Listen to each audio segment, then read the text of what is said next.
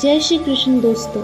उसका कटी प्रदेश पातला, वक्षस्थल किवारों के समान चौड़ा और कंधे मोटे थे। उसका शरीर हृष्ट-पुष्ट, कंठ ऊंचा और भुजाएं विशाल थी।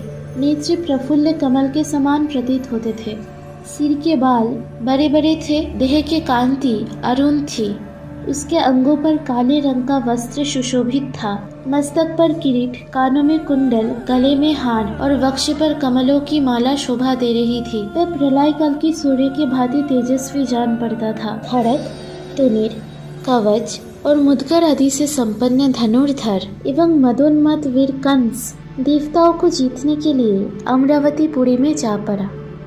चाणूर, मुष्टिक, अरिष्ट, शाल, तौशल, केशी, प्रलंब, वक, द्विविद, त्रिनावर्त, अघासुर, कुट, वोम, वान, शांबर, व्योम, धेनुक और वत्स नामक असुरों के साथ कंस ने अमरावतीपुरी पर चारों ओर से घेरा डाल दिया।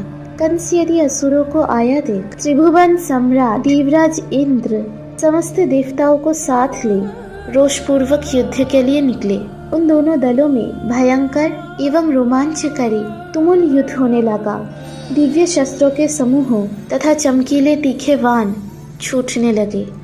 इस प्रकार शास्त्र की बौछार से वहां अंधकार सा छा गया। उस समय रथ पर बैठे हुए सुरेश्वर इंद्र ने विद्युत के समान कांतिमान 100 धारों वाला वज्र छोड़ा, किंतु उस महान असुर ने इंद्र के वज्र पर मुदगर से प्रहार किया।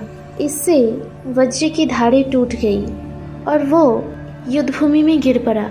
तब वज्रधारी ने वज्र छोड़कर बड़े रोष के साथ तलवार हाथ में ली और भयंकर सिंहनाद करके वकाल कंस के मस्तक पर प्रहार किया। परंतु जैसे हाथी को फूल की माला से मारा जाए और उसको कुछ पता ही न लगे, खड़ग से आहत होने पर भी कंस के सिर पर खरोच तक नहीं आया।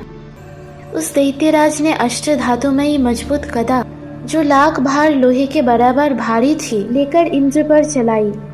उस गदा को अपने ऊपर आती देख वीर देवेंद्र ने वकाल हाथ से पकड़ लिया और उसे उस दैत्य पर दे मारा। इंद्र के रथ का संचालन माथली कर रहे थे और देवेंद्र शत्रुदल का दलन करते हुए युद्धभूमि में विचार रहे थे। कंस ने परीघ लेकर असुरद्रोही इंद्र के कंधे पर प्रहार किया। उस प्रहार से देवराज क्षण भर के लिए मूर्छित हो गए। उस समय समस्त मरुत कोनों ने गीत के समान पंख वाले चमकीले बाण समूहों से कंस को उसी तरह ढक दिया जैसे वर्षा काल के सूर्य को मेघमालाएं आच्छादित कर देती है। ये देख 1000 भुजाओं से युक्त बलवान वीर बनासुर ने बारंबार धनुष के टंकार करते हुए अपनी बाण समूहों से उन मरुदगणों को घायल करना आरंभ कर दिया।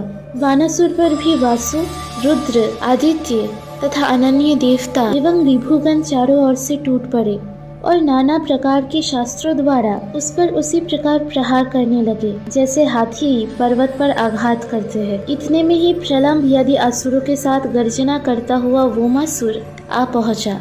उसके उस भयानक सिंहनाद से देवता लोग मूर्छित होकर भूमि पर गिर पड़े। उस समय देवराज इंद्र शीघ्र ही उठ गए और लाल आंखें किए ऐरावत हाथी पर आरूढ़ हो उस मदोन्मत्त गजराज को कंस की ओर उसे कुचल डालने के लिए प्रेरित करने लगे।